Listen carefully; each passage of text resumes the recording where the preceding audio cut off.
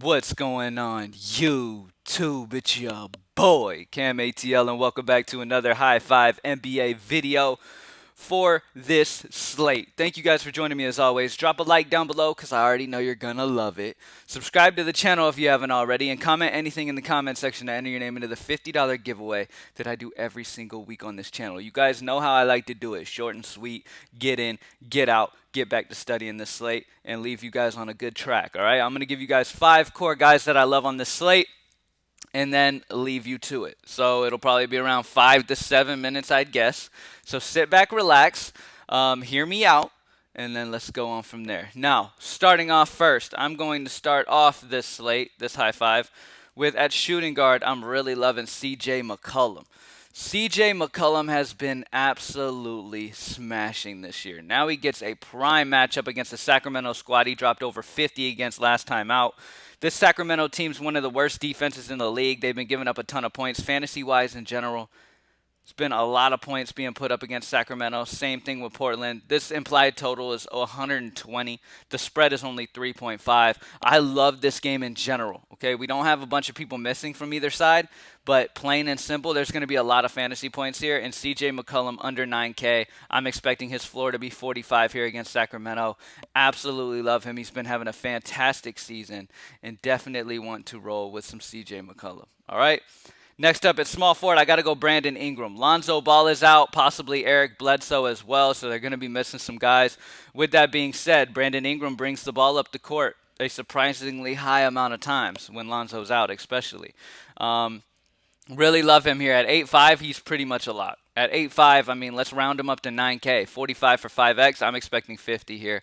Toughish matchup against the Clippers, but Brandon Ingram should shine here at 8.5. I really, really love him in this situation. No Lonzo Ball, possibly no Eric Bledsoe. So, yeah, Brandon Ingram's in a fantastic spot.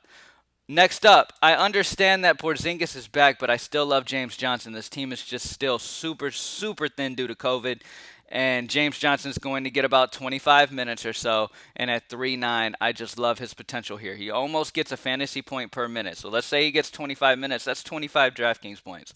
Let's say we round him up to 4K. That's easily over 5X. That's over 6X if he gets 25 DraftKings points. So James Johnson, I love here going against Charlotte. Solid matchup as well. Really like James Johnson. This game should be a close-ish game here. So James Johnson, love him. Even with Porzingis back, they're way too thin. I love James Johnson, and Porzingis is not going to play his regular amount of minutes too. All right.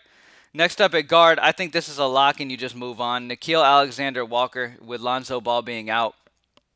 Walker is a guy that at 3.1 is pretty much a lock to hit value at 3.1. I mean, he's going to hit 6X at least. I'm expecting 20 for a floor here for Walker. He's a solid player when he gets his opportunity, okay? He got 27 minutes against OKC, dropped 24 points, okay? I'm expecting around their type of minutes here. He should get 25 to 30 minutes here. He started on August 13th last season against Orlando and got 40 in 36 minutes. So if he gets the start, I mean, either way, I believe this dude is a lock with no Lonzo. Plain and simple. This dude is a fantastic option at 3.1. Love him. Last but not least, I'm rolling that KD train as long as Kyrie is out. Kevin Durant is just too cheap at 9.4. He should be over 10K. He's a super stud. We all know that. The matchup against New York isn't ideal because New York's defense has been slow-paced and pretty damn good this year, but KD is KD, and at 9.4, he's just still way too cheap. He's going to drop a 50 bomb here against New York. He's been dominating with KD out. His usage is sky high.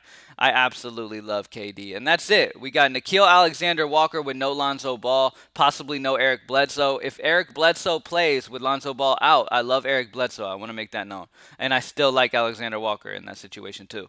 CJ McCollum, I'm hoping he ends up going under the radar and being slept on. I think he's dropping a 50 piece tonight at 8.6. I really love him. He's been having a fantastic season, and I really want a piece of that Portland-Sacramento game in general. Another cheap piece that I like is Carmelo Anthony as well. He seems a little bit too cheap. Let's check that price. Anthony is 4.2. So at 4.2, I mean, Anthony feels pretty locked for 5X as well in this matchup. So if you want to grab a cheaper piece, you can, but CJ McCollum is a big part of that Portland offense. I'm expecting him to go big. Lillard's a little banged up, so McCollum at 86. I love him. Brandon Ingram with no Lonzo Ball. Like I said, Ingram it does bring the ball up a good bit in general, even with Lonzo in. Now with Lonzo out, expect Ingram to do a little bit more facilitating, especially if Bledsoe misses too. I mean, Ingram is great. He's fantastic either way at 8.5. Then James Johnson for value at 3.9. I know Porzingis is back, but Porzingis will not have his full normal minutes that we were used to seeing him last year at times.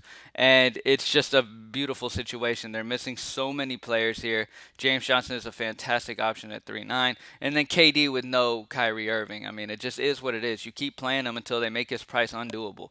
Plain and simple. Okay, so for right now, you just take advantage of the situation at 9.4. He's fantastic.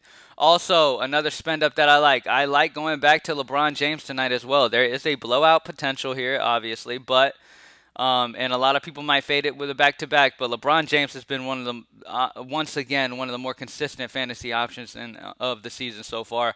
His price is only 9.6. What was he yesterday? I believe he was 10K yesterday. So his price dropped because of the back-to-back. I mean, anytime you get a price drop on a guy like LeBron James, who's as consistent as he is, and if this game happens to stay close, he could drop a 60. LeBron is a fantastic option as well. Just depends on what kind of value we end up getting as the day goes on. Right now, we have some decent value, like Nickeil Alexander-Walker, James Johnson, that type of stuff. But if even more value pops up later, it might be one of those situations where it's like, fuck it, why not? Also, Detroit's defense has been the worst in the league. Giannis could absolutely dominate them, but he is 10-6, and there's major blowout potential here. So keep that in mind. Luka Doncic going against Charlotte. I like him. He's almost 11K. So ideally, normally I like to target 6x value on players. Luka would have to get damn near 66. Can he do it? Sure he can. But with Porzingis back, I don't care to spend 11K and hope for 66 with Porzingis even getting 25 minutes. You know what I mean? So I most likely will be off of that this time. So yeah, but I do like LeBron James. I love the Portland-Sacramento game. Get exposure anywhere you can. On the Portland side, I love CJ McCollum, and I love Carmelo Anthony as well, who seems too cheap, and get you a cheap piece of that game. All right? Good luck, y'all. GreenlightDFS.com. Join the squad, man. Let's keep dominating this season. And I'm out. Good luck.